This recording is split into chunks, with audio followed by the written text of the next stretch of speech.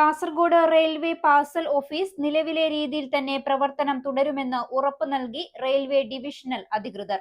Station സന്ദർശനത്തിനെത്തിയ ഉദ്യോഗസ്ഥ സംഘത്തിന് passengers association നൽകിയ നിവേദനത്തിനാണ് അനുകൂല മറുപടി ലഭിച്ചത്. അതോടൊപ്പം മലബാർ മേഖലയിലെ ട്രെയിൻ യാത്രാ ദുരിതത്തിന് അടിയന്തര പരിഹാരം കാണണമെന്നാവശ്യപ്പെട്ട് വിവിധ നിർദ്ദേശങ്ങളും ഭാരവാഹികൾ റെയിൽവേ അധികൃതർക്ക് മുന്നിൽ വച്ചു.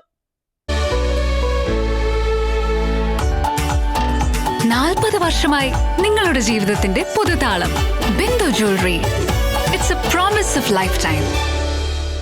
കാസർഗോഡ് റെയിൽവേ സ്റ്റേഷന്റെ വികസന പ്രവർത്തനങ്ങളും യാത്രക്കാരുടെ സൗകര്യങ്ങളും വിലയിരുത്താൻ എത്തിയതായിരുന്നു റെയിൽവേ ഡിവിഷണൽ ഉദ്യോഗസ്ഥരുടെ ഉന്നതതല സംഘം.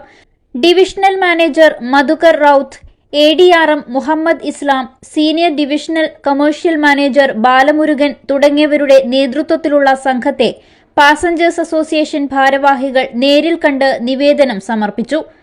പാർസൽ ഓഫീസ് പ്രവർത്തനം നിലവിലെ രീതിയിൽ തന്നെ തടസ്സമില്ലാതെ തുടരുമെന്ന് ഉദ്യോഗസ്ഥർ ഉറപ്പു നൽകി.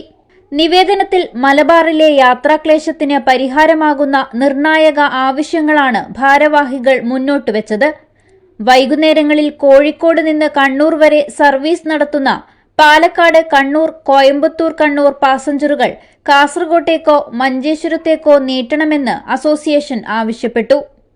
പകൽ സമയങ്ങളിൽ മലബാർ എക്സ്പ്രസിലും കണ്ണൂർ എക്സ്പ്രസിലും സീസൺ ടിക്കറ്റ് യാത്രക്കാർ നേരിടുന്ന കടുത്ത തിരക്ക് ലഘൂകരിക്കാൻ പുതിയൊരു മെമു സർവീസ് ആരംഭിക്കണമെന്നാണ് മറ്റൊരു പ്രധാന ആവശ്യം. രാവിലെ കണ്ണൂരിൽ നിന്ന് ആരംഭിക്കുന്ന ഈ മെമു മംഗലാപുരത്തു നിന്ന് ഇന്റർസിറ്റിയുടെ തൊട്ടു പിന്നാലെ തിരികെ സർവീസ് നടത്തിയാൽ അത് ഇരുവശങ്ങളിലേക്കുമുള്ള യാത്രക്കാർക്ക് ഒട്ടേറെ മറ്റ് ട്രെയിനുകളിലേക്ക് കണക്ഷൻ സർവീസായി ഉപയോഗിക്കാൻ കഴിയും. വൈകുന്നേരത്തെ ചെന്നൈ സൂപ്പർഫാസ്റ്റിൽ കണ്ണൂർ വരെ സീസൺ ടിക്കറ്റുകാർക്ക് റിസർവേഷൻ കമ്പാർട്ട്മെന്റിൽ യാത്ര ചെയ്യാൻ മാനുഷിക പരിഗണന നൽകി അനുവാദം നൽകണമെന്നും അസോസിയേഷൻ ആവശ്യപ്പെട്ടു.